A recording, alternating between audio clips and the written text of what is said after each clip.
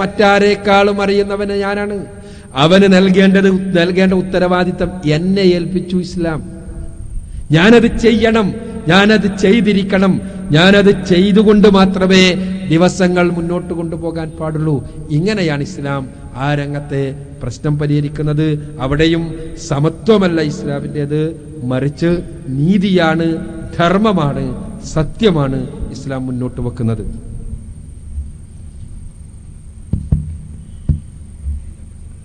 മറ്റൊരു സഹോദരിക്ക് വേണ്ടി വീണ്ടും ഞാൻ തന്നെയാണ് ചോദിക്കുന്നത്. ഷാജിദ ഹുസൈൻ, ഇസ്ലാം സമാധാനത്തിൻ്റെ മതമാണ്, സമാധാനമാണ് അതിനർത്ഥം എന്ന് പറയുന്നു. പക്ഷേ നിങ്ങളുടെ ഇടയിൽ തന്നെ പരസ്പരം വളരെ തർക്കങ്ങളും വിഷയങ്ങളും വിദ്വേഷങ്ങളും വൈരാഗ്യങ്ങളും ഉണ്ടാകുന്നു. മുജാഹിദ് എന്ന് കേൾക്കുമ്പോൾ തന്നെ പേടിയാണ്. സ്വന്തം സഹോദരങ്ങളെ, നമ്മുടെ ആൾക്കാരെ തന്നെ വഴക്ക് പറഞ്ഞുകൊണ്ടിരിക്കുകയാണ്. അപ്പോൾ ഇതെങ്ങനെയാണ് സമാധാനത്തിൻ്റെ മതമാക്കുക? മറ്റു അന്യമതസ്ഥരിൽ അത്തരം പ്രശ്നങ്ങളോ പ്രയാസങ്ങളോ ഒന്നുമില്ല. നിങ്ങളുടെ ഇടയിൽ തന്നെ നിങ്ങൾക്ക് ഒരു കൂട്ടായ്മയില്ല.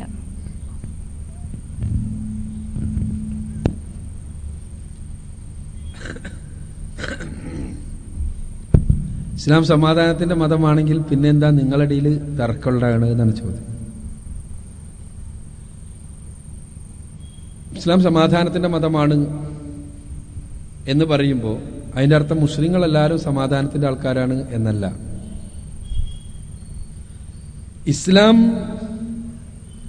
ആദ്യം നമുക്ക് നൽകുന്നത് മനസ്സിന് സമാധാനമാണ്. നിങ്ങൾക്ക് ഈ അടുത്ത പ്രദേശങ്ങളിലുള്ള മനോരോഗ ചികിത്സാ കേന്ദ്രങ്ങളിൽ പലതിലും പോയാൽ പ്രശ്നങ്ങളും മാനസിക വിഭ്രാന്തി എല്ലായിട്ട് ബന്ധപ്പെട്ട ഒരുപാട് മുസ്ലിങ്ങളെ കാണാൻ കഴിയും. മുസ്ലിം പേരുണ്ട്. അവരുടെ പ്രശ്നങ്ങൾ രോഗത്തിനേക്കാളധികം ഉണ്ടാക്കി തീർത്ത സമൂഹം അവരുടെ ആദി കൊണ്ടുണ്ടായി തീർന്ന പ്രശ്നങ്ങളാണ് എന്ന് നമുക്ക് കാണാനും കഴിയും. അതുകൊണ്ടാണ് കൗൺസിലിംഗ് കേന്ദ്രങ്ങളിലേക്ക് ഇങ്ങനെ ഓടിപ്പോണത്. അപ്പൊ അവിടെ ഇസ്ലാമിന്റെ നിയമങ്ങൾ അവരുടെ മനസ്സിനെ ബാധിക്കാത്തിടത്തോളം, മനസ്സിൽ അവർ സ്വീകരിക്കാത്തിടത്തോളം കാലം മനസ്സമാധാനം അവർക്കുണ്ടാവില്ല. അലാ ബിദിക്രില്ലാഹി തത്മഇന്നുൽ ഖുലൂബ് ഖുർആനിൽ പറയുന്നു. തീർച്ചയായും അള്ളാഹുവിനെ കുറിച്ചുള്ള ദിക്ർ, ബോധം, അവനെ കുറിച്ചുള്ള സ്മരണ മനസ്സുകൾക്ക് സമാധാനം നൽകുന്നു. അള്ളാഹിനെ കുറിച്ചുള്ള സ്മരണ മനസ്സുകൾക്ക് സമാധാനം നൽകുന്നു എന്ന് പറയുമ്പോൾ സമാധാനം ലഭിക്കുന്നില്ലെങ്കിൽ അതിന്റെ അർത്ഥം അള്ളാഹുവിനെ സ്മരിക്കേണ്ട രൂപത്തിൽ അവർ സ്മരിക്കുന്നില്ല എന്നാണ്. ഇതേപോലെ തന്നെയാണ് കുഴപ്പങ്ങളും കലാപങ്ങളുമെല്ലാം. അത് എവിടെയാണെങ്കിലും അള്ളാഹുവിനെ അറിയേണ്ടത് രൂപത്തിൽ അറിയുകയും പരിശുദ്ധ ഖുർആനും തിരുസുന്നത്തും അവരുടെ അടിസ്ഥാന പ്രമാണമായി സ്വീകരിക്കുകയും ചെയ്യുന്നിടത്തോളം കാലം സാഹോദര്യമുണ്ടാകും, ഐക്യമുണ്ടാകും, സ്നേഹമുണ്ടാകും, ഗുണകാംക്ഷയുണ്ടാകും. അതില്ലെങ്കിലോ അതിന്റെ ആളുകളാണ് ഞാൻ എന്ന് പറഞ്ഞ് വലിയ ബോർഡറും പോസ്റ്ററും അതേപോലെ തന്നെ അതിന്റെ ബാഡ്ജും കുത്തി നടന്നത് കൊണ്ട് മാത്രം നമുക്ക് സമാധാനം ഉണ്ടാകൂല, കലാപങ്ങളിൽ നിന്ന് രക്ഷപ്പെടൂല, കുഴപ്പങ്ങളിൽ നിന്ന് രക്ഷപ്പെടൂല. വഅതസിമു ബിഹബിലില്ലാഹി ജമീഅൻ വലാ തഫറഖു. നിങ്ങൾ അള്ളാഹുവിന്റെ പാശത്തെ ശക്തമായി മുറുകെ പിടിക്കുക, നിങ്ങൾ ഭിന്നിക്കരുത്. അള്ളാഹിന്റെ പാശത്തെ മുറുകെ പിടിക്കുമെങ്കിൽ ഭിന്നതകൾ ഒഴിവാക്കും. അതിനുശേഷം അള്ളാഹു സുബ്ഹാനഹു വ തആല പറഞ്ഞു, നിങ്ങൾ പരസ്പരം കുഴപ്പത്തിലായിരുന്നു, എന്നാൽ അള്ളാഹുവാണ് നിങ്ങളുടെ മനസ്സുകളെ കൂട്ടിയിണക്കിയത്. ആ കൂട്ടിയിണക്കണമെങ്കിൽ അള്ളാഹുവിന്റെ തൗഫീഖ് ഉണ്ടാകണം. അള്ളാഹുവിന്റെ തൗഫീഖ് ഉണ്ടാകണമെങ്കിൽ അള്ളാഹുവിന്റെ പാശത്തെ നമ്മൾ മുറുകെ പിടിക്കണം. അള്ളാഹുവിന്റെ പാശം എന്താണ്? ആകാശത്തിൽ നിന്ന് ഭൂമിയിലേക്ക് പടച്ച തമ്പുരാൻ ഇട്ട് തന്ന അള്ളാഹുവിന്റെ കയർ, പരിശുദ്ധ ഖുർആനും തിരുസുന്നത്തുമാകുന്ന അള്ളാഹുവിന്റെ വഹിയാകുന്ന കയറാണ്. ആ കയർ മുറുകെ പിടിക്കുകയാണ് വേണ്ടത്. അത് മുറുകെ പിടിക്കുക എന്ന് പറയുമ്പോൾ നമുക്ക് തോന്നണ ഏതോ ഒരു കയറ് പിടിച്ചാണ്ട് അള്ളാന്റെ കയറുമ്പോ തന്നെയാണ് ഞാൻ എന്ന് വിചാരിച്ച് തെങ്ങുമ്മ കയറാൻ നടന്നിട്ട് കാര്യമില്ല. അത് പൊട്ടിപ്പോകും കയറ്, ആ കയറ് പൊട്ടും. പലപ്പോഴും അള്ളാഹുവിന്റെ പാശത്തെ മുറുകെ പിടിക്കുന്നതിന് പകരം നമ്മള് ഒരു പാശമുണ്ടാക്കുകയും അത് അള്ളാന്റെ പാശം തന്നെയാണെന്ന് വരുത്തി തീർക്കാൻ വേണ്ടി പല സർക്കസ് കളിക്കുകയും എന്നിട്ട് അതുമ മുറുകെ പിടിക്കുകയും ചെയ്യുമ്പോൾ എല്ലാവർക്കും ഓരോ പാശം ഉണ്ടാകും. അവരെല്ലാവരും അങ്ങനെ മുറുകെ പിടിക്കും. സ്വാഭാവികമായിട്ടും അത് തമ്മിൽ അടി ഉണ്ടാവും. സ്വാഭാവികമാണ്. ഇവിടെ അള്ളാന്റെ ഭാഷത്തെ എല്ലാം നമ്മൾ മുറുകെ പിടിക്കുന്നത് നമുക്ക് തോന്നിയൊരു സാധനത്തിനെ നമ്മൾ മുറുകെ പിടിക്കുന്നു. എന്നിട്ട് നമ്മൾ പിന്നെ സമർത്ഥിക്കുന്നാൽ എന്താ, ഇത് അള്ളാന്റെ ഭാഷ തന്നെയാണ് നിങ്ങട്ട് സമർത്ഥിക്കണം. അതല്ല ചെയ്യേണ്ടത്. മുസ്ലിം പരിശുദ്ധ ഖുർആനും തിരുസുന്നത്തുമാകുന്ന അള്ളാഹുവിന്റെ ഭാഷത്തെ, അള്ളാഹുവിന്റെ കയറിനെ, അതിനെ നമ്മുടെ തലച്ചോറിൽ നിന്ന് മറ്റെല്ലാ ചിന്തകളെയും ഒഴിവാക്കിക്കൊണ്ട്, മുൻധാരണകളെയും ഒഴിവാക്കിക്കൊണ്ട് പരിശുദ്ധ ഖുർആനെയും തിരുസുന്നത്തിനെയും സമീപിക്കുകയും അവയെ സലഫുകൾ എങ്ങനെ മനസ്സിലാക്കിയോ, മുൻഗാമികൾ എങ്ങനെ മനസ്സിലാക്കിയോ, അഥവാ അത് അവതരിപ്പിക്കപ്പെട്ട, അത് സമർപ്പിക്കപ്പെട്ട ആളുകൾ സ്വഹാബിമാർ എങ്ങനെ മനസ്സിലാക്കിയോ അങ്ങനെ മനസ്സിലാക്കുകയും ചെയ്യുമ്പോൾ തീർച്ചയായും നമ്മൾ അള്ളാന്റെ ഭാഷത്തിലായിരിക്കും. അല്ലെങ്കിൽ നമ്മൾ നമ്മളെ ബുദ്ധിന്റെ ഭാഷത്തിലായിരിക്കും, നമ്മുടെ ചിന്തയുടെ ഭാഷത്തിലായിരിക്കും, നമ്മുടെ തോന്നിയാസങ്ങളുടെ ഭാഷത്തിലായിരിക്കും. എന്നിട്ട് നമ്മൾ ആദ്യം ഉണ്ടാക്കി ഇത് പിടിച്ചു നിന്നതിന് ശേഷമാണ് നമ്മൾ ആലോചിക്കുന്നത് ഇത് അള്ളാന്റെതാണോ അല്ലേ, എന്നിട്ട് പിന്നെ ഇതിലെ ഓരോ പിരി അള്ളാന്റെതാണെന്ന് വരുത്തി തീർക്കാൻ വേണ്ടി നമ്മൾ തരികയാണ് പിന്നെ ഖുർആനും സുന്നത്തും. ഇത് എവിടുന്ന് കിട്ടുക, ഇതിനൊരു തെളിവ് എന്നുള്ള രൂപത്തിൽ. അങ്ങനെ എല്ലാവരും മുസ്ലിമിന്റെ മാർഗം. അപ്പൊ അതുകൊണ്ട് അവിടെയെല്ലാം നമ്മൾ മനസ്സിലാക്കേണ്ടത്, ആ മുസ്ലിം സുഹൃത്ത് പറഞ്ഞതാണെങ്കിലും ചോദിച്ചതാണെങ്കിലും അല്ലെങ്കിലുമെല്ലാം നമ്മൾ മനസ്സിലാക്കേണ്ടത് അള്ളാഹുവിന്റെ പാശത്തെ മുറുകെ പിടിക്കുക, അപ്പോൾ ഭിന്നിപ്പുകൾ ഉണ്ടാകൂല. അതേപോലെ തന്നെ യഥാർത്ഥ അള്ളാഹുവിന്റെ നിയമങ്ങൾ നമ്മുടെ ജീവിതത്തിൽ ഉണ്ടാവുക, അപ്പൊ സമാധാനം ഉണ്ടാകും. 5 നേരം നിസ്കരിക്കുക, എല്ലാ നേരത്തും എല്ലാ നിലക്കും നല്ല സംവിധാനങ്ങളുള്ള ആ കുടുംബത്തിലാണ് എല്ലാ കുഴപ്പങ്ങളും. ചില ആളുകൾ പറയാറുണ്ട്, ചിലപ്പോൾ പറയാറുണ്ട്, കുടുംബത്തിലെ നന്മകൾക്ക് അള്ളാഹുവിന്റെ നിയമങ്ങൾ അനുസരിച്ചാൽ യഥാർത്ഥത്തിൽ കുടുംബജീവിതം നന്മ നിറഞ്ഞതാകും, സമാധാന സംതൃപ്തമാകും എന്നുള്ളതൊരു വസ്തുതയാണ്. പക്ഷേ അള്ളാന്റെ നിയമങ്ങൾ അനുസരിക്കുന്നത് എന്ന് നമ്മൾ വിചാരിക്കുന്ന, നിസ്കരിക്കുകയും നോമ്പ് പിടിക്കുകയും സക്കാത്ത് കൊടുക്കുകയെല്ലാം ചെയ്യുന്ന കുടുംബത്തിൽ കുഴപ്പമുണ്ട്, പ്രശ്നമുണ്ട്, അവിടെ ഇഷ്യൂസ് ഉണ്ട്. അതിന്റെ കാരണം എന്താണ്? അള്ളാന്റെ നിയമങ്ങൾ അവർ അനുസരിച്ചിട്ടില്ല. അവർ അള്ളാഹുവിന്റെ നിയമങ്ങൾ അനുസരിക്കുമെങ്കിൽ തീർച്ചയായും അവിടെ സമാധാനമുണ്ടാകും, അവിടെ പ്രശ്നം ഉണ്ടാകൂല എന്നല്ല, ഏത് കുടുംബത്തിലും പ്രശ്നങ്ങൾ ഉണ്ടാകാം. പക്ഷേ ആ പ്രശ്ന സങ്കീർണമായ അവസ്ഥയിലും സമാധാന സംതൃപ്തമായിരിക്കും ഓരോരുത്തരുടെയും മനസ്സ് എന്നുള്ളതാണ് നമ്മൾ ആ കാര്യത്തിൽ മനസ്സിലാക്കേണ്ടത് എന്ന് ആണ് എനിക്ക് സൂചിപ്പിക്കുന്നത്.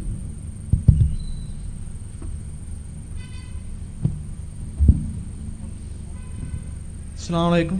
എൻ്റെ പേര് സാദിഖ്.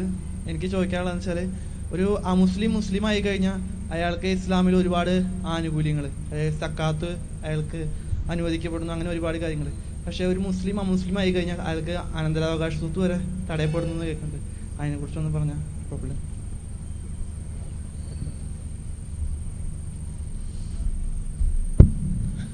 ഒരു മുസ്ലിം ആയി കഴിഞ്ഞാൽ, മുസ്ലിം ആയി കഴിഞ്ഞാൽ അയാൾക്ക് ഒരുപാട് ആനുകൂല്യങ്ങളുണ്ട്. അമുസ്ലിം ആയി കഴിഞ്ഞാൽ ആനുകൂല്യമില്ല. ഇവിടെ നമ്മൾ ഇസ്ലാമിനെ കുറിച്ചാണ് സംസാരിക്കുന്നത്, വ്യക്തികളെ കുറിച്ചല്ല. ഇസ്ലാം ഒരു ആദർശമാണ്. ആ ആദർശം സ്വീകരിച്ച ഒരാൾക്ക് ഉണ്ടാകുന്ന സ്വാഭാവികമായ ആനുകൂല ആദർശം തിരസ്കരിച്ച ഒരാൾക്ക് ഉണ്ടാകും.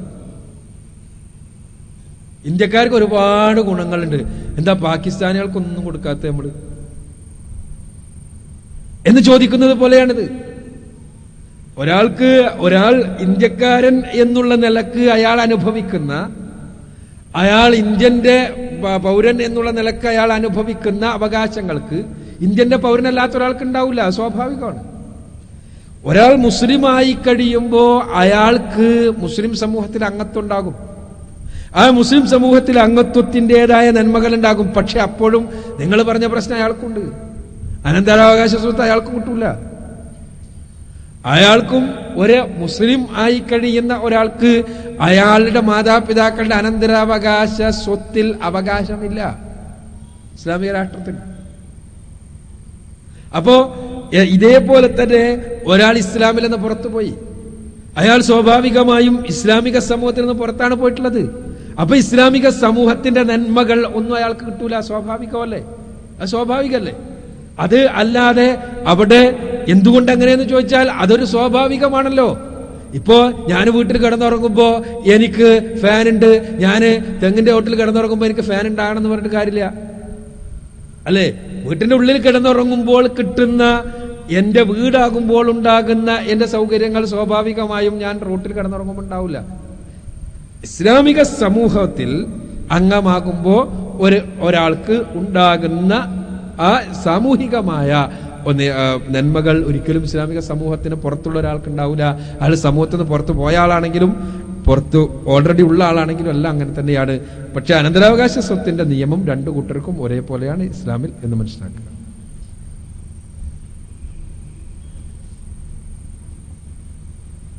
അസ്സലാമു എൻ്റെ പേര് സുഹൈൽ, വാടാനപ്പള്ളിയിൽ നിന്ന് വരുന്നു. എൻ്റെ ചോദ്യം ട്രാൻസ്ജെൻഡറുകളെ കുറിച്ചാണ്. അതായത് ഇപ്പോൾ അടുത്ത് നമ്മൾ ചാനലുകളിലും മറ്റേ പത്രങ്ങളിലൊക്കെ കണ്ടു, ഈ വിഭാഗം അത് ആൺ പെണ്ണിൽ നിന്ന് വ്യത്യസ്തമായ ഒരു വിഭാഗമാണ്. ആ വിഭാഗത്തിന് അപ്പോൾ എങ്ങനെയാണ് അവർ സമർത്ഥിക്കുന്നത്? കേരളത്തിലെ ഭൂരിപക്ഷം അല്ലെങ്കിൽ ഒരുപാട് സൈക്കാട്രിസ്റ്റുകളൊക്കെ ഇരുന്നുള്ള ചർച്ചയാണ്. അതിൽ നിന്ന് അവർ പറഞ്ഞത് അത് രോഗമല്ല, അതങ്ങനെ ഒരു വിഭാഗമാണെന്നാണ്. അപ്പം അങ്ങനെയാണെങ്കിൽ, അങ്ങനെ ഒരു വിഭാഗമുണ്ടെങ്കിൽ ആ വിഭാഗത്തിന് ഇസ്ലാമികമായിട്ട് എന്താണ് അവർക്കുള്ള ഇത്? അതായത് അവരുടെ കല്യാണം, ലൈംഗികത അങ്ങനെ തുടങ്ങിയ അവർക്കുള്ള ഇസ്ലാമിക കാഴ്ചപ്പാട് എന്താണ്?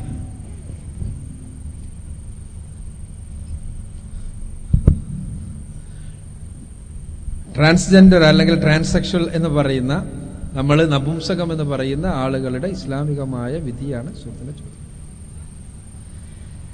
നാട്ടിൽ വ്യാപകമായി ബുദ്ധിജീവികളെ ഉപയോഗിച്ചുകൊണ്ടും മാധ്യമങ്ങൾ ഉപയോഗിച്ചുകൊണ്ടും അമേരിക്കൻ സാമ്രാജ്യത്വത്തിന്റെ ഫണ്ടിങ്ങോടുകൂടി പ്രചരിപ്പിക്കപ്പെട്ടുകൊണ്ടിരിക്കുന്ന വലിയൊരു പച്ച നുണയാണ്, ആണും പെണ്ണുമല്ലാത്തൊരു വർഗമാണ് ട്രാൻസ്ജെൻഡർ എന്ന്. പച്ച നുണയാണ്. അവർ പറയുന്ന അവരുടെ ജീവശാസ്ത്രം അനുസരിച്ച് തന്നെ പച്ച നുണയാണ്. ജീവശാസ്ത്ര സിദ്ധാന്തങ്ങൾ അനുസരിച്ച് ജൈവ ലോകത്ത് 87 സ്പീഷീസുകളുണ്ട്. 87 ലക്ഷം സ്പീഷീസുകൾ. 2011 ഓഗസ്റ്റ് മാസത്തെ കണക്ക് പ്രകാരം 87 ലക്ഷം സ്പീഷീസുകളാണ്, 87 ലക്ഷം ജീവവർഗങ്ങൾ. അതിൽ കരയിലുള്ളതാണ് 65 ലക്ഷം, കടലിലാണ് 22 ലക്ഷം. ഈ 65 ലക്ഷം കരയിലെ സ്പീഷീസുകളിൽ കുറച്ച് ഉയർന്നത് എന്ന് പറയുന്നതാണ് വെർട്ടിബ്രേറ്റ്സ്, കശേരുകികൾ എന്ന് പറയുന്ന ജീവികൾ. അതിൽ തന്നെ ഉയർന്നവരാണ് സസ്തനികൾ, മുല കൊടുത്തിട്ട് കുട്ടികളെ വളർത്തുന്ന ജീവികൾ. സസ്തനികൾ 5488 സസ്തനി വർഗങ്ങളുണ്ട് ഇതുവരെയുള്ള കണക്കനുസരിച്ച്. 5488. ഈ 5488 സസ്തനി വർഗങ്ങളിൽ, മാമൽസിൽ 5487 മാമൽസ് കൊടുക്കുക. മുല കൊടുത്ത് കുഞ്ഞുങ്ങളെ വളർത്തുന്ന ജീവികളെല്ലാം ലൈംഗിക പ്രത്യുൽപാദനം നടത്തുന്ന ജീവികളാണ്. അതുകൊണ്ടാണ് ഞാൻ മാമൽസിനെ മാത്രം എടുത്തിട്ട്. ഈ 5487 വർഗങ്ങളിലും ഇപ്പറഞ്ഞു ട്രാൻസെക്ഷൽ ഇല്ല. മനുഷ്യരിൽ മാത്രം എങ്ങനെയാണ് ആ ഒരു മൂന്നാം വർഗം ഉണ്ടാവണേ? മനുഷ്യരിൽ മാത്രം എങ്ങനെ ഒരു മൂന്നാം വർഗം ഉണ്ടാകുന്നു? ഇത് സത്യത്തിൽ വളരെ സമർത്ഥമായി ലൈംഗികതയെ വ്യാപകമായി ആസ്വദിക്കുവാൻ വേണ്ടി ഈ സാധുക്കളെ, ഇതൊരു ഒരു അസുഖമാണ്, ഇൻഷാ അല്ലാഹ് ഞാൻ പറയാം. ഈ സാധുക്കളെ ഉപയോഗിക്കാനുള്ള വലിയൊരു അജണ്ടന്റെ ഭാഗമാണ്. ഇവർക്ക് വേണ്ടി മാത്രമായി അവകാശങ്ങൾക്ക് വേണ്ടി ആരും സംസാരിക്കാറില്ല. ഓലെ സംഘടനയുടെ പേര് LGBT എന്നാണ്. എന്താ LGBT എന്ന് പറഞ്ഞാൽ? ഒന്ന് L ലെസ്ബിയൻ, G ഗേ, B ബൈസെക്ഷൽ, T ട്രാൻസെക്ഷൽ. എങ്ങനെയാണ്? ലെസ്ബിയൻ എന്ന് പറഞ്ഞാൽ പെണ്ണുമായി ശാരീരിക ബന്ധത്തിൽ ഏർപ്പെടുന്ന അതെല്ലാം ഇവരുടെ വീക്ഷണത്തിൽ എന്താണ്? ഇതെല്ലാം പ്രകൃതിപരമാണെന്നാണ്. രണ്ടാമത്തത് G ഗേ, പുരുഷനുമായി ശാരീരിക ബന്ധത്തിൽ ഏർപ്പെടുന്ന ആളുകൾ. B ബൈസെക്ഷൽ, രണ്ടു കൂട്ടരുമായും ശാരീരിക ബന്ധത്തിൽ ഏർപ്പെടുന്ന ആളുകൾ. T ട്രാൻസെക്ഷൽ, ലൈംഗിക ശേഷി ഇല്ലാത്ത അല്ലെങ്കിൽ നപുംസകം എന്ന് പറയുന്ന ആളുകൾ. ഇതെല്ലാം ഒരു ജാതിയാണ്. എല്ലാവർക്കും അവകാശങ്ങൾ വേണമെന്ന് ഇവർ പറയുന്ന വാദമെടുത്താൽ പോലും ലെസ്ബിയൻ ജന്മനാഥന ലെസ്ബിയൻ ആയതാണ്. ശരി, സമ്മതിച്ചു, വാദത്തിന് വേണ്ടി സമ്മതിച്ചു. അവർക്ക് അവകാശങ്ങളുണ്ട്. എന്താ അവകാശം? പെണ്ണുമായി രതിയിലേർപ്പെടാൻ അവർക്ക് സമ്മതം വേണം. വാദത്തിന് വേണ്ടി സമ്മതിക്കാം. ഗേ എന്താ അവരും പിന്നെ പ്രകൃതിപരമാണ്, ജന്മന അങ്ങനെയാണ്. അവരെയും ആണുങ്ങളുമായി ലൈംഗിക കൃത്യങ്ങളിൽ ഏർപ്പെടാൻ അവരെ സമ്മതിക്കണം. ശരി, സമ്മതിക്കാം. മൂന്നാമത്തെ ബൈസെക്ഷൽ, രണ്ടു കൂട്ടരുമായി ബന്ധപ്പെടാൻ പറ്റുന്നവർ, അഥവാ ആണിനോടും പെണ്ണിനോടും ഒരേപോലെ ഇഷ്ടം തോന്നുന്ന ആണിനോടും പെണ്ണിനോടും ഒരേപോലെ ഇഷ്ടം തോന്നുന്ന പെണ്ണ്, ഇതാണ് ബൈസെക്ഷൽ. ഇവർക്കും അവകാശം വേണം. ഇവരാരാ? ഇവരെന്ന് പറഞ്ഞാൽ വ്യാപകമായി ലൈംഗികതയെ എങ്ങനെ ഉപയോഗിക്കാൻ പറ്റുന്ന, എങ്ങനെ ലൈംഗികമായി ആസ്വദിക്കാൻ ലോകത്ത് നടന്ന് ഇതിന് പറ്റണമെന്ന് ആഗ്രഹിക്കുന്ന ആളുകൾ. പച്ച മലയാളം പറഞ്ഞാൽ അതാണല്ലോ അത്. രണ്ടിനും പറ്റുമല്ലോ അവർക്ക്. അപ്പൊ സ്വാഭാവികമായിട്ട് അവർക്ക് പുരുഷനാണെങ്കിൽ പെണ്ണുമായി മാത്രം ലൈംഗിക ബന്ധത്തിൽ ഏർപ്പെട്ട് കുടുംബജീവിതം നയിച്ചൂടെ? അത് പറ്റൂല. മറ്റേതിനും അവർക്ക് ആഗ്രഹമുണ്ട്, അതിന് പറ്റണം എന്നാണ് ഈ പറഞ്ഞതിന്റെ ചുരുക്കം. അതിനുവേണ്ടി ഈ സാധുക്കളെ കൂട്ടുപിടിക്കുകയാണ്. ഇവരെ പ്രശ്നം പറഞ്ഞിട്ട് ഇവർക്കെല്ലാവർക്കും ഒരേ പ്രശ്നമാണ് എന്ന് പറഞ്ഞുണ്ടാക്കാനുള്ള വളരെ സമർത്ഥമായ ശ്രമമാണിത്. ഇനി ട്രാൻസെക്ഷൽസ് അങ്ങനെ ഒരു വിഭാഗമാണോ? യഥാർത്ഥത്തിൽ അതൊരു ലൈംഗികമായ ഒരു അംഗവൈകല്യം മാത്രമാണ്. ലൈംഗിക അംഗവൈകല്യം. കണ്ണില്ലാതെ മനുഷ്യർ ജനിക്കാറുണ്ട്, കാതില്ലാതെ ജനിക്കാറുണ്ട്, കേൾവിശക്തി ഇല്ലാതെ, സംസാരിക്കാനുള്ള ശേഷിയില്ലാതെ ജനിക്കാറുണ്ട്. ഇതേപോലെ ലൈംഗിക ശേഷിയില്ലാതെ ജനിക്കുന്നവരാണ് ശരിക്ക് ട്രാൻസെക്ഷൽസ്. അവർക്ക് ലൈംഗിക ശേഷിയില്ല. അത് നമ്മളെ സമൂഹത്തിലെല്ലാം ഉണ്ട് അത്തരം ആളുകൾ. പക്ഷേ ബോംബെയെ പോലെയുള്ള സമൂഹങ്ങളിൽ അവരെ ഹിജടകൾ എന്ന് പറഞ്ഞിട്ട് പ്രത്യേകം സംഘടിച്ചിരിക്കുന്നു. അതുകൊണ്ട് തന്നെ അവരെ വേറെ അറിയാം. അവരുടേതായ വൈകൃതങ്ങൾ, അവരുടേതായ ഡാൻസുകൾ, അവരുടേതായ രീതികൾ. അങ്ങനെ അത്തരം ആളുകൾ ബാക്കിയുള്ളവരെ പിടിച്ചുകൊണ്ടുപോയി ലൈംഗിക അവയവങ്ങൾ വെട്ടിയിട്ട് അവരതാക്കാൻ വേണ്ടിയുള്ള ശ്രമം. അതങ്ങനെ. ഇവിടെയോ ഇപ്പൊ കേരളത്തിൽ അവരിതുവരെ സംഘടിച്ചിട്ടില്ല. അതുകൊണ്ട് ഇതില്ല എന്നാണോ? ഉണ്ട്. നമ്മൾക്കെല്ലാം ഇടയിൽ ജീവിക്കുന്നുണ്ട്, നമുക്കെല്ലാം ഇടയിൽ ജീവിക്കുന്നുണ്ട്. അവർക്ക് ചിലപ്പോൾ ലൈംഗിക അവയവം ഉണ്ടാകും, ലൈംഗിക ശേഷി ഉണ്ടായിക്കൊള്ളുന്നില്ല. ലൈംഗിക ശേഷി ഇല്ലെങ്കിലും അവർക്ക് സംതൃപ്തമായ കുടുംബജീവിതം നയിക്കാൻ പറ്റുമോ? അവർക്ക് ചിലപ്പോ കുഞ്ഞുങ്ങൾ ഉണ്ടായി എന്ന് വരൂല, പക്ഷേ ലൈംഗികമായ ആസ്വാദനം പലപ്പോഴും സാധിക്കുന്നവരാണ്. അവരുടെ തലം വെച്ചുകൊണ്ട് അവരുടെ ഇണ കൂടി സഹകരിച്ചു കഴിഞ്ഞാൽ അത് കഴിയുന്ന രൂപത്തിൽ തന്നെ ജീവിക്കുന്ന ഒരുപാട് പേരുണ്ട് സമൂഹത്തിൽ. പക്ഷെ നമ്മുടെ കേരളത്തിൽ അത് വ്യാപകമായി പുറത്തു വന്നിട്ടില്ല. എന്തുകൊണ്ടാണത്? അത് പ്രത്യേക വിഭാഗമായി അത് ഈ രൂപത്തിൽ പിന്നെ ഇപ്പോ നടത്തുന്നത് പോലെയുള്ള ഒരു ക്യാമ്പയിനിങ് നടന്നിട്ടില്ല. ക്യാമ്പയിനിങ് നടന്നു കഴിഞ്ഞാൽ അതിനെ വിഗ്രഹവൽക്കരിക്കപ്പെട്ട് കഴിഞ്ഞാൽ വ്യാപകമായ ലൈംഗിക അരാജകത്വമാണ് ഇതിന്റെ ഫലം. അതാണ് പാശ്ചാത്യ ലോകങ്ങളിലുണ്ടായത്. അത് തന്നെ കേരളത്തിലേക്ക് ഇറക്കുമതി ചെയ്യാനാണ് ഈ ബുദ്ധിജീവികളും ആളുകളും എല്ലാം ശ്രമിച്ചുകൊണ്ടിരിക്കുന്നത്. സത്യത്തിൽ ഇതൊരു വളരെ വലിയ സാമ്രാജ്യത്വ ഗൂഢാലോചനയാണ്, അജണ്ടയാണ്. കേരളം വിശേഷിച്ചും ഒരു വലിയ ഉപഭോഗ സംസ്ഥാനമായി മാറുകയും ഇവിടെ നമ്മുടെ ടൂറിസം വല്ലാതെ പ്രൊമോട്ട് ചെയ്യപ്പെടുന്ന അവസ്ഥയുണ്ടാകുകയും എക്കോ ടൂറിസവും അതേപോലെ തന്നെ ആയുർവേദിക് ടൂറിസവും എല്ലാം വളരെ വ്യാപകമായി നിലകൊള്ളുകയും ചെയ്യുമ്പോൾ അതിനോടനുബന്ധിച്ച് കേരളത്തിലെ ആൺകുട്ടികളെയും പെൺകുട്ടികളെയും എല്ലാം ആസ്വദിക്കുവാൻ പുറത്തുനിന്ന് വരുന്നവർക്ക് അവസരമുണ്ടാക്കുന്നതിന് വേണ്ടിയുള്ള മാനസിക നിലവാരത്തിലേക്ക് കേരളത്തിന്റെ സാംസ്കാരിക മനസ്സിനെ മാറ്റി തീർക്കുന്നതിന് വേണ്ടിയുള്ള ബോധപൂർവമായ അജണ്ടയാണ്, സാമ്രാജ്യത്വ അജണ്ടയാണ് ഇതിന്റെ പിന്നിൽ എന്നുള്ളതാണ് വസ്തുത. അത് പലപ്പോഴും സാമ്രാജ്യത്വത്തിനെതിരെ സമരം ചെയ്യുന്ന ആളുകൾ എന്ന് പറയുന്നവർക്ക് അതൊന്നും തിരിയൂല. ഇത് വലിയ വിമോചനാണ് എന്നാണ് അവരെല്ലാം വിചാരിക്കുന്നത്. സത്യത്തിൽ ഇത് അവർക്ക് വേണ്ടിയുള്ള ഒരു വാദമേയല്ല. അത്തരം ആളുകളെ ചികിത്സിക്കുകയാണ് വേണ്ടത്. പലതും ചികിത്സ കൊണ്ട് മാറും, ചിലത് കൗൺസിലിംഗ് കൊണ്ട് മാറും, ചിലത് ശാരീരികമായി തന്നെയുള്ള മെഡിക്കലായിട്ടുള്ള ഇന്റർവെൻഷൻ വേണ്ടി വരും. ഏതായിരുന്നാലും അതെല്ലാം തന്നെ നടക്കും. ഇസ്ലാമികമായ വീക്ഷണത്തിൽ അതൊരു കുറവാണ്. അത് ഒരു അംഗവൈകല്യമാണ്. ആ അംഗവുമായി ബന്ധപ്പെട്ട നിയമങ്ങൾ അയാൾക്ക് ബാധകമല്ല എന്ന് മാത്രമേ ഉള്ളൂ.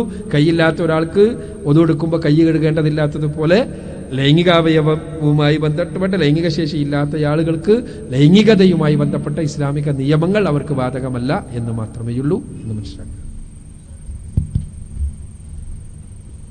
അസ്സലാമു അലൈക്കും. പേര് അൻവർ ഷാ, പാടൂർ.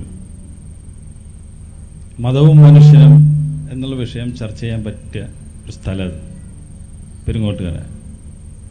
കാരണം 1 കിലോമീറ്റർ ഇടവിട്ട് ചാത്തൻ സേവാമഠങ്ങളുള്ള ഒരു സ്ഥലം. അവിടെ മുസ്ലിം പർദ്ദയിട്ട മുസ്ലിം സ്ത്രീകൾ, അതുപോലെ മുസ്ലിം നാമധാരികളായ ഒരുപാട് ആളുകൾ അവിടെ പോവുകയും ചികിത്സ തേടുകയും ചെയ്യുന്നുണ്ട്. അവർക്ക് ഫലമുണ്ടെന്ന് അവരുമായിട്ട് ബന്ധപ്പെട്ടപ്പോൾ അറിയാൻ കഴിഞ്ഞു. ഈ വിഷയത്തിൽ ഇസ്ലാമിൻ്റെ നിലപാട് എന്താണ്? മാത്രമല്ല, ചില മുസ്ലിം കുടുംബങ്ങളിൽ ഈ പ്ലേറ്റ് താഴെ വീണുടയുക, ഗ്ലാസ് തനിയെ ചലിക്കുക, അതുപോലുള്ള ചില സംഭവങ്ങൾ ഉണ്ടാകുന്നുണ്ട്. അത് മാറ്റാൻ ചില മുസ്ലിയാക്കന്മാരുടെ ചികിത്സ കൊണ്ട് സാധിക്കുന്നുണ്ടെന്ന് അവർ പറയുന്നുണ്ട്. അപ്പോൾ അതിന് നമ്മൾ ശരിക്ക് ഉള്ള ഇസ്ലാമിൻ്റെ വീക്ഷണം എന്താണെന്നൊന്ന് പറഞ്ഞത് നന്നായിരുന്നു.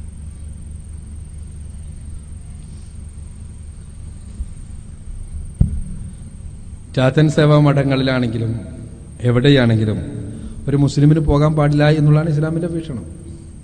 അള്ളാഹുവിനോടാണ് പ്രാർത്ഥിക്കേണ്ടത്, ആരാധിക്കേണ്ടത് എന്നുള്ളതാണ് ഇസ്ലാമിൻ്റെ ഈ രംഗത്തുള്ള വീക്ഷണം. അത് ഇപ്പറഞ്ഞതുപോലെയുള്ള വീട്ടിലെല്ലാമുള്ള പ്രശ്നങ്ങൾ, ആ പ്രശ്നങ്ങൾക്ക് പിന്നിലുള്ള കാരണം എന്താണ്?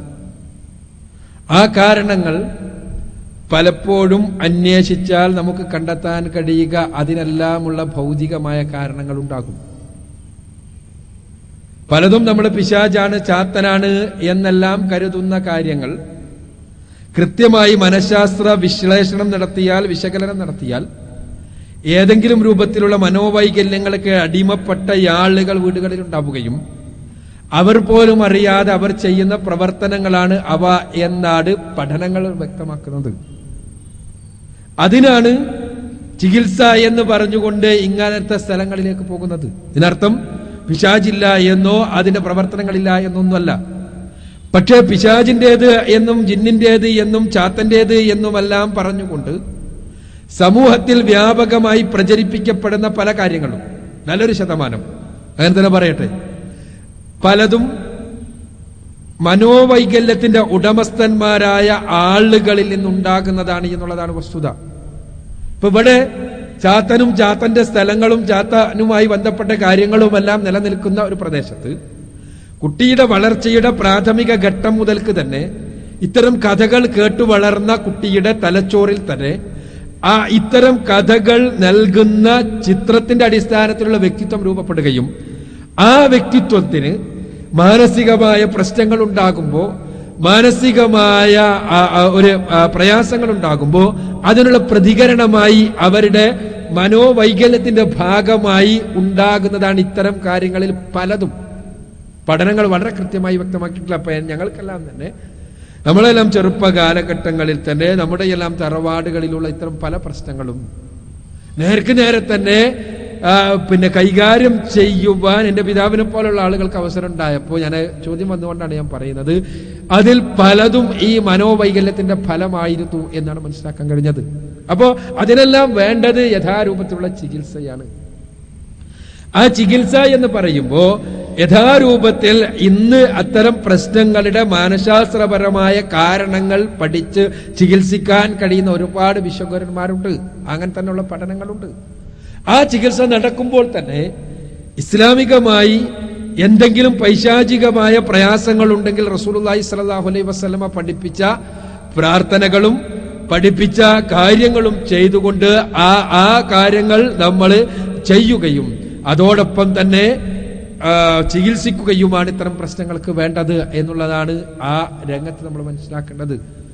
ഏത് തന്നെയായിരുന്നാലും ഒരു മുസ്ലിമിനെ സംബന്ധിച്ചിടത്തോളം ഇത്തരം കേന്ദ്രങ്ങളിൽ പോകുവാനോ അത്തരം കേന്ദ്രങ്ങളോട് സഹായം അഭ്യർത്ഥിക്കുവാനോ അത്തരം കേന്ദ്രങ്ങളോട് ആ കേന്ദ്രങ്ങളിലുള്ളവരോട് പ്രാർത്ഥിക്കുവാനോ ഒരവസരത്തിലും പാടില്ല. മുസ്ലിം കാര്യങ്ങളെയെല്ലാം അള്ളാഹുവിൽ ഭരമേൽപ്പിക്കുന്നവരാണ്, അവനോട് പ്രാർത്ഥിക്കുന്നവരാണ്, അവനിൽ നിന്ന് സഹായം തേടുന്നവരാണ്.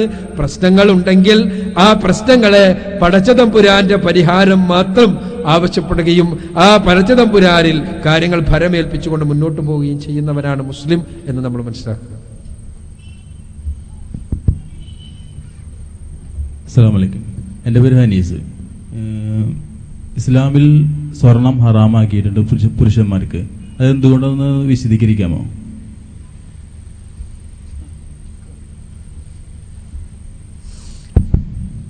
ഇസ്ലാമിൽ സ്വർണം ഹറാമാക്കിയത് പുരുഷന്മാർക്ക് എന്തുകൊണ്ടാണ് എന്ന് വിശദീകരിക്കാമോ എന്നാണ് ചോദ്യം. വിശദീകരിക്കാൻ പറ്റൂല എന്നാണ് ഉത്തരം. ഇസ്ലാമിൽ ഹലാലും ഹറാമും കർമ്മങ്ങൾ ഇത് എല്ലാം എന്തുകൊണ്ട് അങ്ങനെയെന്നുള്ള ചോദ്യത്തിനുള്ള ഉത്തരം അള്ളാഹ് അങ്ങനെ കൽപ്പിച്ചിരിക്കുന്നു, റസൂൽ അങ്ങനെ പഠിപ്പിച്ചിരിക്കുന്നു എന്നതാണ്. എന്തുകൊണ്ട് ഒരാളോട് അസൂയ വെക്കാൻ പാടില്ല? എന്തുകൊണ്ട് എനിക്ക് അത്യാഗ്രഹം ഉണ്ടാകാൻ പാടില്ല? എന്തുകൊണ്ട് ഞാൻ സ്വവർഗരീതി നടത്താൻ പാടില്ല? എന്തുകൊണ്ട് എനിക്ക് വിവാഹേതര ബന്ധങ്ങൾ പാടില്ല? എന്തുകൊണ്ട് എനിക്ക് മദ്യപിക്കാൻ പാടില്ല? അങ്ങനെയുള്ള ചോദ്യങ്ങൾക്കെല്ലാമുള്ള ഉത്തരം, ഇസ്ലാമിലെ ഉത്തരം അള്ളാഹു അങ്ങനെ പഠിപ്പിച്ചിരിക്കുന്നു, റസൂലുള്ളാഹി സ്വല്ലല്ലാഹു അലൈഹി വസല്ലം അങ്ങനെ കൽപ്പിച്ചിരിക്കുന്നു എന്ന്. ആ അള്ളാഹു പഠിപ്പിച്ചതിന് പിന്നിൽ തീർച്ചയായും മാനവികമായ കാര്യങ്ങൾ ഉണ്ടാകും. ഇപ്പൊ മദ്യം കൊണ്ടുള്ള ദോഷം ഇപ്പൊ നമുക്കറിയാം. വിവാഹേതര ലൈംഗികത, അതുകൊണ്ട് എയ്ഡ്സിനെ പോലെയുള്ള പ്രശ്നങ്ങൾ ഇപ്പൊ നമുക്കറിയാം. പക്ഷെ മുസ്ലിം അതിൽ നിന്ന് മാറി നിൽക്കുന്നത് എയ്ഡ്സ് ഉണ്ടാകുമെന്നുള്ളതുകൊണ്ടാണോ? അല്ല, അള്ളാഹു നിരോധിച്ചതുകൊണ്ടാണ്. പലിശ എന്തുകൊണ്ട്? എന്താ പലിശക്ക് പ്രശ്നം? പലിശന്റെ പ്രശ്നം എന്താണ്? അതിന് സാമ്പത്തികമായ പ്രശ്നമുണ്ട്. ഇവിടെ വിശാദനത്തിൽ സൂചിപ്പിച്ചതുപോലെ അതിന് ഒരുപാട് ഇന്നത്തെ സാമ്പത്തിക പ്രതിസന്ധിയുടെ പോലും അടിസ്ഥാന കാരണം പലിശ അധിഷ്ഠിതമായ വ്യവസ്ഥിതിയാണ്. എല്ലാം ശരിയാണ്. പക്ഷേ മുസ്ലിം പലിശയിൽ നിൽക്കുന്നത് എന്തുകൊണ്ടാണ്? പടച്ചോൻ അത് പാടില്ല എന്ന് പറഞ്ഞുകൊണ്ടാണ്. അപ്പോ ഒരു കാര്യം നന്മയാണോ തിന്മയാണോ എന്ന് തീരുമാനിക്കുന്നത് ആത്യന്തികമായി പടച്ചവനാണ് എന്നും പടച്ചവന്റെ വഹി ഉള്ള റസൂലുള്ളാഹി സ്വല്ലല്ലാഹു അലൈഹി വസല്ലമ പഠിപ്പിച്ചു കഴിഞ്ഞാൽ അതാണ് അതിൽ അവസാനത്തെ വാക്ക് എന്നുമാണ് മുസ്ലിം മനസ്സിലാക്കേണ്ടത്. സ്വർണം പുരുഷന് പാടില്ല, പുരുഷന് സ്വർണം പാടില്ല. എന്തുകൊണ്ട്? റസൂലുള്ളാഹി സ്വല്ലല്ലാഹു അലൈഹി വസല്ലം പഠിപ്പിച്ചിരിക്കുന്നു. അതിന് വല്ല ശാരീരിക പ്രശ്നങ്ങളുണ്ടോ? ഉണ്ട് എന്ന് ചില പഠനങ്ങൾ കാണിക്കുന്നു. സ്വർണം സ്ഥിരമായി ഉപയോഗിക്കുന്ന പുരുഷന്മാർക്ക് സ്ത്രൈണ സ്വഭാവമുണ്ടാകുമെന്നും ആ സ്ത്രൈണ സ്വഭാവം അവരുടെ കുടുംബജീവിതത്തെ പോലും ദോഷകരമായി ബാധിക്കാമെന്നും അവരുടെ ലൈംഗിക ജീവിതത്തെ പോലും ദോഷകരമായി ബാധിക്കാമെന്നുമെല്ലാമുള്ള പഠനങ്ങളുണ്ട്. അത് എത്രത്തോളം ശരിയാണ് തെറ്റാണ് നമുക്കറിയില്ല. പക്ഷെ അതുകൊണ്ടാണോ ഇസ്ലാം നിരോധിച്ചത്? നമുക്കറിയില്ല. മദ്യം കുടിച്ചാൽ ക്യാൻസർ ഉണ്ടാവും എന്നുള്ളതുകൊണ്ടാണ് ഇസ്ലാം നിരോധിച്ചത്? അല്ല, അല്ലാഹു സുബ്ഹാനഹു വ തആല അത് നിരോധിച്ചത് അത് ആത്യന്തികമായി തിന്മയാണ് എന്നതുകൊണ്ടാണ്. ഇതേപോലെ ഒരു മുസ്ലിമിനെ സംബന്ധിച്ചിടത്തോളം ഏത് ധർമാധർമ്മങ്ങളിലുള്ള കൽപ്പനയാണെങ്കിലും വിധിവിലക്കുകളെ കുറിച്ചുള്ള കൽപ്പനയാണെങ്കിലും ആ കൽപ്പന അവൻ അനുധാവനം ചെയ്യുന്നത് അത് പടച്ചതമ്പുരാൻ പഠിപ്പിച്ചത് കൊണ്ടാണ്, പടച്ചവന്റെ നിയമമായത് കൊണ്ടാണ്. അതല്ലാതെ മറ്റ് കാരണങ്ങളല്ല. സ്വർണത്തിന്റെ വിഷയത്തിലും അത് തന്നെയാണുള്ളത് എന്ന് മനസ്സിലാക്കുക.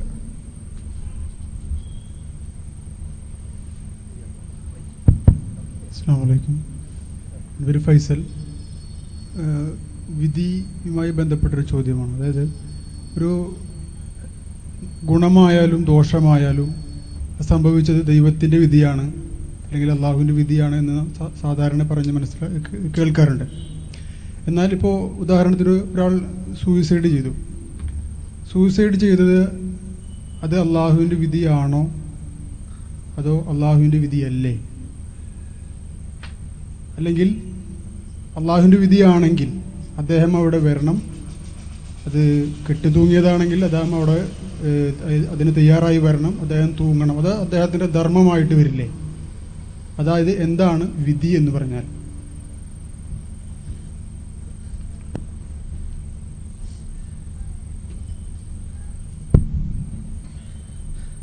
അള്ളാഹുവിന്റെ വിധിയാണോ ഒരാൾ സൂയിസൈഡ് ചെയ്യുകയാണെങ്കിൽ അത് എന്നാണ് ചോദ്യം എന്താണ് വിധി എന്നാണ് ചുരുക്കം, ചോദ്യത്തിന്റെ ചുരുക്കം.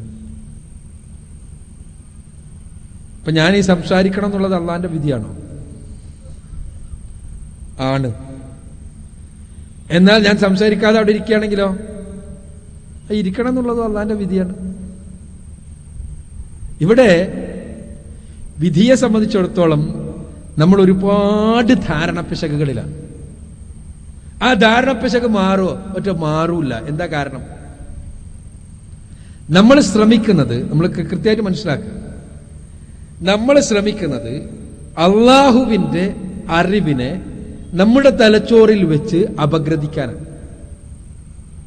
അതാണ് ഇതിലെ പ്രശ്നം. വിധി എന്നത് അള്ളാഹുവിന്റെ അറിവിന്റെ ഭാഗമാണ്. അള്ളാഹു തന്നെ നമ്മളുടെ തലച്ചോറിന് മനസ്സിലാവൂല. എന്താ? നമ്മുടെ ഇന്ദ്രിയങ്ങൾക്ക് അതീതരായ, നമുക്കൊരിക്കലും അപഗ്രഥിക്കാൻ കഴിയാത്ത അസ്തിത്വത്തിനുടമസ്ഥനാണ് അള്ളാഹ്. അങ്ങനെയുള്ള അള്ളാഹുവിന്റെ അറിവോ, അള്ളാഹിന്റെ അറിവിന്റെ സവിശേഷത ഒന്ന്, ആ അറിവ് ഒരിക്കലും വർദ്ധിക്കുന്നില്ല, കുറയുന്നുമില്ല. നമുക്ക് മനസ്സിലാക്കാൻ പറ്റും. അറിവ് ഒരിക്കലും വർദ്ധിക്കണില്ല. നമ്മൾ ഇന്നലത്തെ അറിവല്ല ഇന്ന്, ഇന്നത്തെ അല്ല നാളെ, നാളത്തെ അല്ല മറ്റന്നാള്, എന്നും നമ്മുടേത് വർദ്ധിച്ചു കൊണ്ടിരിക്കുന്നു, അല്ലേ? എന്നാൽ അള്ളാഹുവിന്റെ അറിവ് വർദ്ധിക്കുകയോ കുറയുകയോ ചെയ്യുന്നില്ല. അള്ളാഹുവിന്റെ അറിവിന് കാലമില്ല. നമ്മുടെ അറിവിനോ കാലമില്ലാതെ നമുക്ക് അറിവ് തന്നെ ഉണ്ടോ? ഇല്ല. ഇന്നലെ, ഇന്ന്, നാളെ 3 കാലത്തിലാണ് നമ്മുടെ അറിവിനെ സ്ഥിതി ചെയ്യുന്നത്. കാലമില്ലാത്ത, ആരംഭമോ അവസാനമോ ഇല്ലാത്ത, വർധനവോ കുറവോ ഇല്ലാത്ത അറിവിന്റെ ഉടമസ്ഥനാണ് അള്ളാഹു. ആ അറിവ് നമ്മുടെ അപഗ്രഥനത്തിന് വിധേയമല്ല. നമുക്കത് മനസ്സിലാക്കാൻ കഴിയില്ല, നമുക്കത് ഉൾക്കൊള്ളാൻ കഴിയില്ല. എന്താ ഉൾക്കൊള്ളാൻ കഴിയാത്തത്? നമ്മുടെ തലച്ചോറ് ഈ പ്രപഞ്ചത്തിന്റെ ഭാഗമാണ്. നമ്മുടെ തലച്ചോറുകൊണ്ട് ചിന്തിക്കാൻ പറ്റുന്നതേ നമുക്ക് ചിന്തിക്കാൻ പറ്റുള്ളൂ. കണ്ണിന് കാണാൻ പറ്റാത്തത് ഈ പ്രപഞ്ചത്തിൽ തന്നെ ഉണ്ടെന്ന് നമുക്കറിയാലോ. നമ്മുടെ കണ്ണിന് 1 കോടി നിറങ്ങൾ വേർതിരിച്ചറിയാൻ കഴിയും. 1 കോടി നിറങ്ങൾ മനുഷ്യന്റെ കണ്ണിന്. പക്ഷെ ഈ 1 കോടി നിറങ്ങളും വിബ്ജിയോറിന്റെ ഉള്ളിലാണ്. വയലറ്റിന്റെയും റെഡിന്റെയും ഉള്ളിലുള്ള 1 കോടി നിറങ്ങൾ. ഈ തരംഗദൈർഘ്യങ്ങൾക്കുള്ളിലുള്ളത് മാത്രമേ നമുക്ക് വേർതിരിച്ചറിയാൻ പറ്റുള്ളൂ. വയലറ്റിനെക്കാളും തരംഗദൈർഘ്യം കുറഞ്ഞതോ റെഡിനെക്കാളും തരംഗദൈർഘ്യം കൂടിയതോ ആയ ഒരു ലൈറ്റ് നമുക്ക് കാണാൻ കഴിയില്ല. അതുകൊണ്ടാണ് അൾട്രാ വയലറ്റും ഇൻഫ്രാ റെഡും ഒന്നും നമുക്ക് കാണാൻ പറ്റൂല എന്ന് പറയുന്നത്. അവിടെ നമുക്ക് കാണാൻ പറ്റൂല എന്നുള്ളത് കൊണ്ട് അതില്ല എന്നാണ് അർത്ഥം. ഇല്ല എന്നല്ല, അതുണ്ട് എന്ന് നമുക്ക് വേറെ തെളിവുകൾ വഴി ലഭിക്കുന്നു. കാത് 20 മെഗാഹെർട്സിനും 20,000 മെഗാഹെർട്സിനും ഇടക്ക് ഫ്രീക്വൻസിയുള്ള, ആവൃത്തിയുള്ള ശബ്ദ തരംഗങ്ങളെ മാത്രമേ നമുക്ക് കേൾക്കാൻ പറ്റൂ. അതിനർത്ഥം അതിനപ്പുറത്തും ഇപ്പുറത്തും ശബ്ദതരംഗങ്ങളില്ല എന്നാണോ? ഉണ്ട്. നമുക്ക് കാണാൻ പറ്റാത്തത് കാണുന്ന ജീവികളുണ്ട്. കോഴിക്ക് ചില അൾട്രാ വയലറ്റ് രശ്മികൾ കാണാൻ പറ്റും. വവ്വാലിന് അൾട്രാസോണിക് ആയിട്ടുള്ള ശബ്ദങ്ങൾ കേൾക്കാൻ പറ്റും. അപ്പൊ ഞാൻ പറഞ്ഞു വരുന്നത്, നമ്മുടെ ഈ പ്രപഞ്ചത്തിൽ തന്നെ നമ്മുടെ ഇന്ദ്രിയങ്ങൾക്ക് അതീതമായ, ഇന്ദ്രിയങ്ങൾക്ക് എത്താൻ കഴിയാത്ത അറിവുകളുണ്ട്. എന്നാൽ നമ്മുടെ തലച്ചോറിന്റെ പരിമിതി, കണ്ണിന് പരിധിയുണ്ട്, കാതിന് പരിധിയുണ്ട്, തലച്ചോറിന് പരിധിയുണ്ടോ? ഉണ്ട്. ആ തലച്ചോറിന്റെ പരിധി എന്താ? പ്രപഞ്ചത്തിന് അതീതമായ ഒന്നിനെ കുറിച്ച് നമുക്ക് മനസ്സിലാക്കാൻ കഴിയൂല എന്നുള്ളതാണ്. പടച്ചോൻ പ്രപഞ്ചത്തിന്റെ സ്രഷ്ടാവാണ്. പ്രപഞ്ചത്തിന്റെ സ്രഷ്ടാവായ പടച്ചവന്റെ അറിവിന്റെ രീതി എന്താണ് നമുക്കറിയൂല. വിധി പടച്ചവന്റെ അറിവിന്റെ ഭാഗമാണ്. അതുകൊണ്ടാണ് റസൂലുള്ളാഹി പറഞ്ഞത്, വിധിയെക്കുറിച്ച് നിങ്ങൾ തർക്കിക്കണ്ട. വിധിയെക്കുറിച്ച് തർക്കിക്കാൻ പറ്റാത്ത എന്തുകൊണ്ടാ? തർക്കിക്കണമെങ്കിൽ അത് നമുക്ക് മനസ്സിലാകുന്ന ഒരു വിഷയമാവണ്ടേ. വിധി എന്താ? വിധിയുണ്ട് എന്നുള്ളത് സത്യമാണ്. പക്ഷേ നമ്മുടെ കർമ്മങ്ങൾ സ്വതന്ത്രമാണ് എന്നത് അതേപോലെ സത്യമാണ്. അത് റസൂലുള്ളാഹി പഠിപ്പിച്ചതാണ്, ഖുർആൻ പറഞ്ഞതാണ്. ഫമൻ യഅമൽ മിസ്കാല ദർറത്തിൻ ഖൈറൻ യറാ ഫമൻ യഅമൽ മിസ്കാല ദർറത്തിൻ ശർറൻ യറാ. അവർ 1 മണിമണി തൂക്കം നന്മ ചെയ്താൽ അവർ അത് കാണും. അപ്പോൾ ചെയ്യാനുള്ള സ്വാതന്ത്ര്യമുണ്ട്.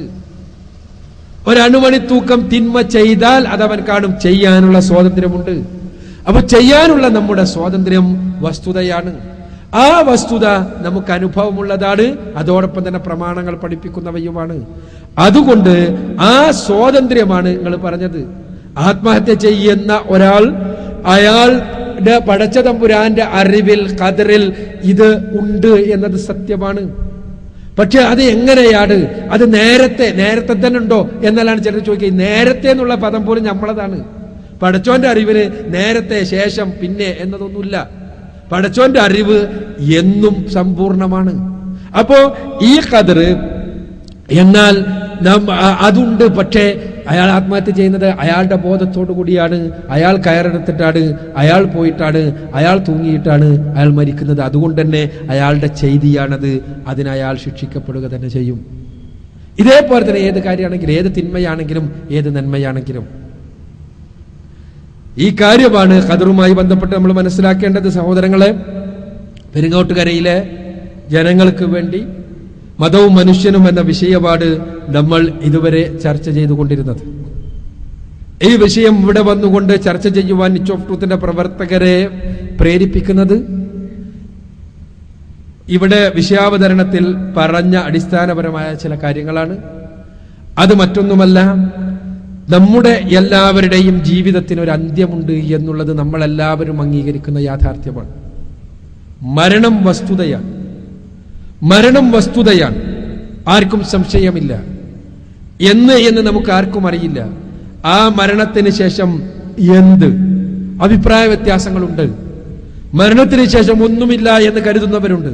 പുനർജന്മമാണ് എന്ന് വിശ്വസിക്കുന്നവരുണ്ട്. പടച്ച തമ്പുരാന്റെ അടുത്ത് കൃത്യമായി മറുപടി നൽകേണ്ട വിധത്തിലുള്ള ചോദ്യങ്ങൾ ഉണ്ടാകും എന്ന് കരുതുന്നവരുമുണ്ട്. വിചാരണയും സ്വർഗനരകങ്ങളും ഉണ്ടാകും എന്ന് വിചാരിക്കുന്നവരുമുണ്ട്. അവിടെ പടച്ച തമ്പുരാന്റെ അടുത്ത് നിന്നുള്ളതാണ് എന്ന് പൂർണ്ണമായും ഉറപ്പുള്ള, മനുഷ്യരുടെ കൈകടത്തലുകൾ നടന്നിട്ടില്ലാത്ത, തെറ്റുകൾ എന്തെങ്കിലും ഉണ്ടോ എന്ന് പരിശോധിക്കുവാൻ വേണ്ടി സ്വയം വെല്ലുവിളിക്കുന്ന, മനുഷ്യരുടെ കൈകടത്തലുകൾ നടന്നിട്ടില്ലാത്ത ഗ്രന്ഥമാണിത് എന്നും നിങ്ങൾക്കത് പരിശോധിച്ച് ഉറപ്പുവരുത്താൻ കഴിയുമെന്നും സ്വയം പ്രഖ്യാപിച്ചുകൊണ്ടിരിക്കുന്ന പരിശുദ്ധ ഖുർആൻ. ആ പരിശുദ്ധ ഖുർആൻ മനുഷ്യരോട് പറയുന്നു, ഇതാ മരണത്തിന് ശേഷം ജീവിതമുണ്ട്, സംശയമൊന്നും വേണ്ട. പരിശുദ്ധ ഖുർആൻ പറയുന്നു എന്നതുകൊണ്ട് അത് സത്യമാണ് എന്ന് ഞങ്ങൾ വിശ്വസിക്കുന്നു. എന്തുകൊണ്ടെന്നാൽ ഖുർആനിലെ 6000-ലധികം വരുന്ന വചനങ്ങളിൽ, നിരവധി വചനങ്ങളിൽ ഒരുപാട് ഭൗതികമായ വസ്തുതകൾ പറഞ്ഞിട്ടുണ്ട്. ആ വസ്തുതകൾ 14 നൂറ്റാണ്ടുകൾക്ക് മുമ്പ് നിരക്ഷരനായ മുഹമ്മദ് നബിയുടെ നാവിലൂടെയാണ് ലോകം കേട്ടത്. ആ 14 നൂറ്റാണ്ടുകൾക്ക് മുമ്പ് മുഹമ്മദ് നബി എഴുതിയുണ്ടാക്കിയതാണ് ഈ ഖുർആൻ എങ്കിൽ അതിൽ അബദ്ധങ്ങൾ ഉണ്ടാകേണ്ടിയിരുന്നു, അതിൽ വൈരുദ്ധ്യങ്ങൾ ഉണ്ടാകേണ്ടിയിരുന്നു, അതിൽ വസ്തുനിഷ്ഠമല്ലാത്ത പരാമർശങ്ങൾ ഉണ്ടാകേണ്ടിയിരുന്നു. എന്നാൽ നാം പരിശോധിച്ചാൽ പരിശുദ്ധ ഖുർആനിൽ ഒരബദ്ധമെങ്കിലും, ഒരു വൈരുദ്ധ്യമെങ്കിലും, ഒരു സത്യസന്ധമല്ലാത്ത പരാമർശമെങ്കിലും ഇല്ല എന്ന് പൂർണ്ണമായും നമുക്ക് മനസ്സിലാവുകയാണ്. അങ്ങനെ മനസ്സിലാകുന്നതിന്റെ അടിസ്ഥാനത്തിൽ പരിശുദ്ധ ഖുർആൻ ദൈവികമാണ്, നമ്മളെ സൃഷ്ടിച്ച് പരിപാലിക്കുന്ന തമ്പുരാൻ അവതരിപ്പിച്ചതാണ് എന്ന് നമുക്ക് മനസ്സിലാവുകയും നമുക്ക് അന്വേഷിക്കാൻ പറ്റാത്ത, നമുക്ക് നേർക്ക് നേരെ വസ്തുനിഷ്ഠമായ പഠനങ്ങൾ വഴി എത്തിച്ചേരാൻ കഴിയാത്ത മരണാനന്തര ജീവിതത്തെക്കുറിച്ച്, മരണാനന്തര ജീവിതത്തിന്റെ സത്യതയെക്കുറിച്ച് പരിശുദ്ധ ഖുർആൻ ആവർത്തിച്ച് നമ്മോട് പറയുന്നത് കൊണ്ട് തന്നെ അത് വസ്തുതയാണ്, സത്യമാണ്. ഇപ്പോൾ രാത്രിയാണ് എന്നത് എത്ര വലിയ സത്യമാണോ അതേപോലെ, ഞാൻ നിങ്ങളോട് സംസാരിക്കുന്നു എന്നത് എത്ര വലിയ യാഥാർത്ഥ്യമാണോ അതേപോലെ, നമുക്കെല്ലാം മരിക്കുമെന്നത് എത്ര വലിയ സത്യമാണോ അതേപോലെ മരണത്തിന് ശേഷം ഒരു ജീവിതമുണ്ട് എന്നത് സത്യമാണ്, വസ്തുതയാണ്, സംശയമൊന്നുമില്ലാത്ത യാഥാർത്ഥ്യമാണ്. സംശയമുള്ളവരോട് എനിക്ക് പറയാനുള്ളത് പരിശുദ്ധ ഖുർആന്റെ വചനങ്ങളിലൂടെ അവരൊന്ന് അന്വേഷണം നടത്തട്ടെ എന്നാണ്. ഖുർആനിലൂടെ ഒന്ന് ഊളിയിട്ട് നടക്കട്ടെ എന്നാണ്. അങ്ങനെ ഖുർആനിലൂടെ ഊളിയിട്ടാൽ നിങ്ങൾക്ക് വസ്തുതയായി, ഒരു വിശ്വാസമായിട്ടല്ല, ഒരു വസ്തുതയായി, ഒരു യാഥാർത്ഥ്യമായി മരണാനന്തര ജീവിതം അനുഭവപ്പെടുക തന്നെ ചെയ്യും, ബോധ്യപ്പെടുക തന്നെ ചെയ്യും.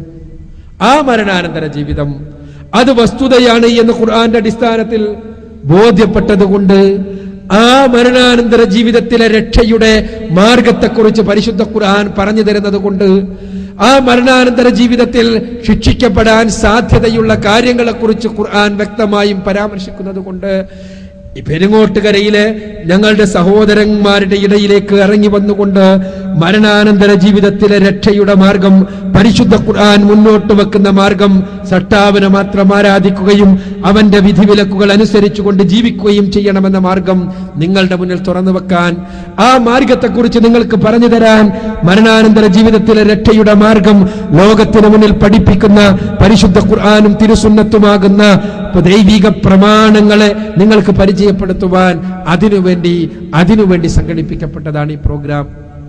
സഹോദരങ്ങളെ, ഞാനിവിടെ സൂചിപ്പിച്ചതുപോലെ വളരെ വലിയ യാഥാർത്ഥ്യമാണ് മരണാനന്തര ജീവിതം എന്നതുകൊണ്ട് തന്നെ ആ യാഥാർത്ഥ്യത്തെ അറിയാതെ മനസ്സിലാക്കാതെ നമ്മളുടെ ജീവിതം അവസാനിച്ച് നമ്മളെ സൃഷ്ടിച്ചവന്റെ അടുക്കലേക്ക് തിരിച്ചു ചെന്നാൽ നിങ്ങൾക്ക് എന്റെ വചനങ്ങൾ അവതരിപ്പിക്കപ്പെടുകയും എന്റെ ദൈവദൂതന്റെ സന്ദേശങ്ങൾ നിങ്ങളുടെ മുന്നിൽ തുറന്നു വെക്കപ്പെടുകയും ചെയ്തിട്ടില്ലേ എന്ന ചോദ്യമുണ്ടാവുകയും ആ ചോദ്യത്തിന് ഞാനും നിങ്ങളുമെല്ലാം മറുപടി പറയേണ്ട അവസ്ഥാവിശേഷം ഉണ്ടാവുകയും ചെയ്യും. സഹോദരങ്ങളെ, ഇതറിഞ്ഞവർ എന്നുള്ള നിലക്ക് ഇത് നിങ്ങൾക്ക് എത്തിച്ചു തരേണ്ടത് ഞങ്ങളുടെ ബാധ്യതയായി ഞങ്ങൾ മനസ്സിലാക്കുന്നു. സർവശക്തനായ തമ്പുരാനാണ് സാക്ഷി. ഈ ഭൂമിയെയും നക്ഷത്ര പഠനങ്ങളെയും സൂര്യനെയും ചന്ദ്രനെയും എല്ലാം സൃഷ്ടിച്ച പടച്ചവനാണ് സാക്ഷി. എന്നെയും നിങ്ങളെയും സൃഷ്ടിച്ച പടച്ചവനാണ് സാക്ഷി. ഇതാ ഈ സന്ദേശം, സട്ടാവ് മാത്രമാണ് ആരാധ്യനെന്നും അവന്റെ നിയമനിർദ്ദേശങ്ങൾ അനുസരിച്ചാണ് ജീവിക്കേണ്ടത് എന്നും അങ്ങനെയുള്ള ജീവിതം വഴി മാത്രമാണ് സ്വർഗപ്രവേശം കരസ്ഥമാക്കുവാൻ കഴിയുക എന്നും അല്ലെങ്കിൽ നരകത്തിലേക്കാണ് നമ്മൾ അയക്കപ്പെടുക എന്നും ആ സ്വർഗത്തിലേക്ക് പോകുന്നതിനു വേണ്ടിയുള്ള മാർഗം പഠിപ്പിക്കുവാൻ വേണ്ടി കടന്നു വന്ന പ്രവാചകന്മാരിൽ അന്തിമനാണ് മുഹമ്മദ് നബി സല്ലല്ലാഹു അലൈഹി വസല്ലം എന്നും അദ്ദേഹത്തിലൂടെ അവതരിപ്പിക്കപ്പെട്ട വേദഗ്രന്ഥമാണ് പരിശുദ്ധ ഖുർആൻ എന്നുമുള്ള സന്ദേശം ഇതാ നിങ്ങളുടെ മുന്നിൽ തുറന്നു വെക്കപ്പെട്ടിരിക്കുന്നു. പടച്ചവനാണ് സാക്ഷി. ഇനി പഠിക്കേണ്ടത് നിങ്ങളാണ്, മനസ്സിലാക്കാൻ ശ്രമിക്കേണ്ടത് നിങ്ങളാണ്. നിച്ച് ഓഫ് ട്രൂത്തിന്റെ വാതിലുകൾ നിങ്ങൾക്ക് മുന്നിൽ തുറന്നിട്ടിരിക്കുന്നു. എറണാകുളത്താണ് അതിന്റെ കേന്ദ്രം. ഇവിടെ അടുത്ത് വാടാനപ്പള്ളിയിൽ അതിന് ഉള്ള ഒരു ഔട്ട്ലെറ്റ് ഉണ്ട്. നിങ്ങൾക്ക് ബന്ധപ്പെടാം. കൂടുതൽ പഠിക്കണമെന്ന് എൻ്റെ സുഹൃത്തുക്കളോട് പ്രത്യേകമായി അഭ്യർത്ഥിച്ചുകൊണ്ട് ഈ പ്രോഗ്രാം അവസാനിപ്പിക്കുകയാണ്. അല്ലാഹു സുബ്ഹാനഹു വ തആല നമ്മൾ ഇവിടെ കൂടിയിരുന്നത് പോലെ സ്വർഗലോകത്ത് നമുക്കെല്ലാവർക്കും കൂടിയിരിക്കുവാനുള്ള അനുഗ്രഹങ്ങൾ നൽകി പടച്ചവൻ നമ്മെ എല്ലാവരെയും അനുഗ്രഹിക്കുമാറാകട്ടെ. റബ്ബനാ ആതിനാ ഫിദ് ദുനിയാ ഹസനത്തൻ വഫിൽ ആഖിറതി ഹസനത്തൻ വഖിനാ അദാബന്നാർ. വആഖിറു ദഅവാനാ അൽഹംദുലില്ലാഹി റബ്ബിൽ ആലമീൻ. അസ്സലാമു അലൈക്കും. ഇസ്ലാമിക പ്രബോധനം ഓരോ മുസ്ലിമിന്റെയും ബാധ്യതയാണ്. ഈ ബാധ്യത നിർവഹിക്കുന്നതിനുള്ള ഒരു കൂട്ടായ്മയാണ് നിച്ച് ഓഫ് ട്രൂത്ത്.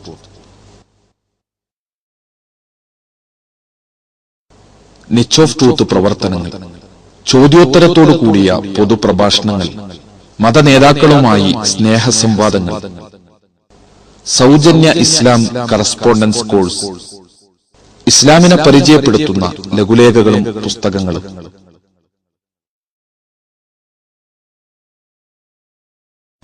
പ്രബോധനത്തിന് മാത്രമായി ഒരു ദൃശ്യശ്രാവ്യ മാധ്യമം ക്രിയേറ്റീവ് മീഡിയ. ഇസ്ലാമിക പ്രബോധനത്തിന് മാത്രമായി ഒരു ആനുകാലിക സ്നേഹസംവാദം മാസിക.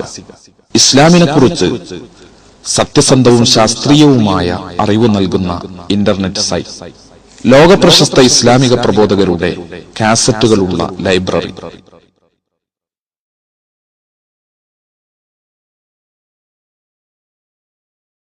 പ്രബോധകർക്കായുള്ള റഫറൻസ് ലൈബ്രറി.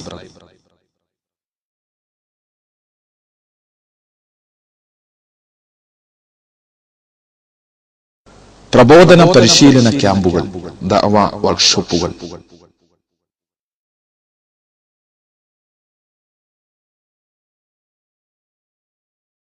ഖുർആൻ പരിഭാഷാ വിതരണം. നാദ, സത്യമത സന്ദേശ പ്രചരണത്തിനു വേണ്ടിയുള്ള വിനീതമായ ഒരു സംരംഭമാണിത്. നീ ഏൽപ്പിച്ച ഉത്തരവാദിത്വത്തിന്റെ നിർവഹണത്തിനു വേണ്ടിയുള്ള എളിയ ശ്രമം. ഇതൊരു പ്രതിഫലാർഹമായ പ്രവർത്തനമായി സ്വീകരിക്കണേ. ആമീൻ.